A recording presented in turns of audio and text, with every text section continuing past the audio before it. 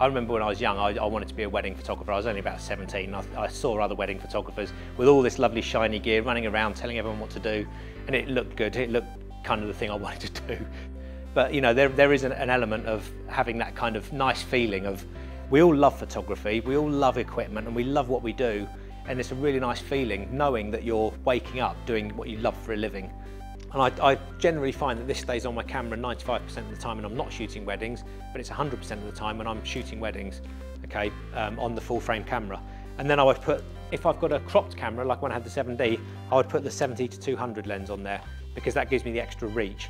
But you can see how much brighter the eyes are. There's one point there where the flash is, then a window behind me, but you can see it's diffused right through the veil. It's gone up, down and through, so there's no shadows through the veil, and you've got the nice catch lights in the eyes. So it makes a huge difference. You wouldn't think that was necessarily flash, it could be a studio shot. When it's slowed down, I can chop that into maybe a 5-second.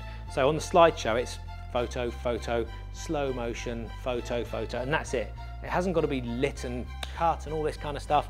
We did a shoot in Spain once, at a beach venue. I'd shot the venue the year before, and when I went back to do my next recce visit, the whole place had been demolished and rebuilt with glass windows and doors. So it was a completely different lighting environment. If I'd have just thought to myself, done it before, I know the whole setup, I'll just go and shoot it, I'd have had it, because it was a completely different setup altogether. If the groom's at the church, get some shots outside, and then get some shots of the groom waiting down the front. Okay, so again, you're planning this, you'll know when you've planned the wedding what you're going to be doing. Now, they're always going to be, if this is the aisle, looking at each other.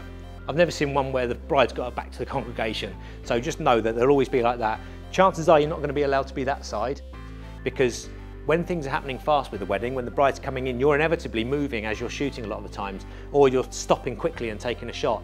And even without knowing it, you're stabbing at the camera. You're supposed to squeeze the shutter. That's what we're taught.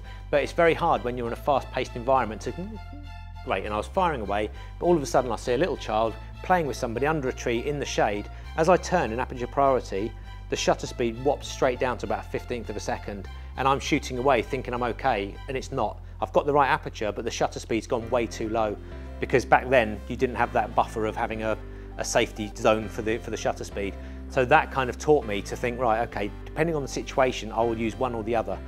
Now for weddings, like I say, prior to these cameras coming out, to get that look, I would either have to buy a 20, 30 grand camera, or I would have to buy an attachment for the EX1, the Sony up there, which kind of elongated the lens, and then I'd put one of my Canon lenses on the front.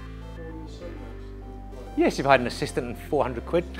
Of course you can. I mean, those, if you had a 6-foot sunbounce, that would completely diffuse it on her.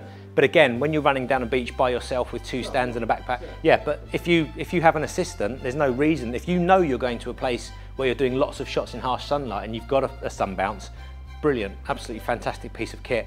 But again, when you're shooting a wedding, and it will play both sound and video, so you can see there it's just playing. Now, we want to render this into something other than the file it already is, so we can actually output it to many different things, which makes it then easier to either upload straight to a stock agency or to do some further work on in some photo editing software such as